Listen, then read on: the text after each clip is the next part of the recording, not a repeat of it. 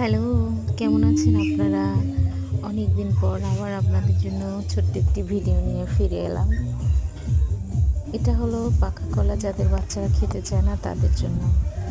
দেখতে পারেন, ভালো লাগলে বাসায় তৈরি করে খাওয়াবেন আপনাদের বাচ্চাদের। এর জন্য কলাটা সুন্দর করে ছুলে নিতে হবে। পাকা কলার মধ্যে দিয়ে দিতে হবে একটি ডিম। মুরগির ডিম দিলে ভালো হয়। এর সঙ্গে দিয়ে দিতে হবে পরিমাণ মতো চিনি। যারা যেমন চিনি খান তারা ঠিক সেইভাবে চিনিটা দিবেন। আর দিয়ে দিতে হবে সামান্য পরিমাণ লবণ। তারপরে হাতের সাহায্যে খুব সুন্দর করে সেই উপকরণগুলি একসঙ্গে মিশিয়ে নিতে হবে। কলাটা এত সুন্দর করে মিশাতে হবে এবং লবণ, চিনি, ডিম সবটাই সুন্দর করে একসঙ্গে মিশে না যাওয়া পর্যন্ত হাতের সাহায্যে সেটা মিশাতে হবে। দেখতে পাচ্ছেন, ছোট ছোট আঠা ছিল, সেগুলো বেছে ফেলে দিয়েছি। এরপরে সেটা সুন্দর করে মিশানো হয়ে গেলে তার সঙ্গে দিয়ে দেব পাউরুটি, যেটা দোকান থেকে কিনে এনেছি।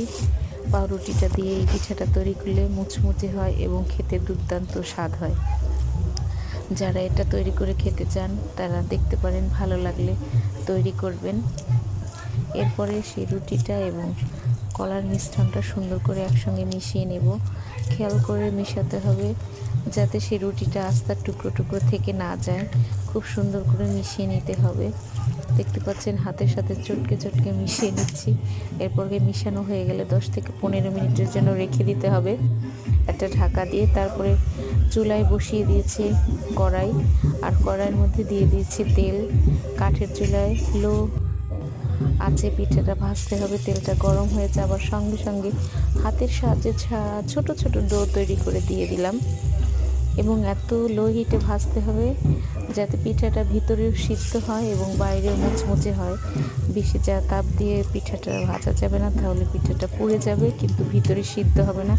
এজন্য খেয়াল করে লো হিটে আমরা চুলার আঁচটা অল্প রেখে এটা ভাজি করব। দেখতে পাচ্ছেন, তেলের মধ্যে পিঠাগুলো ফুটছে, কত সুন্দর ভাজি হয়েছে, কালারটা খুব সুন্দর হয়েছে।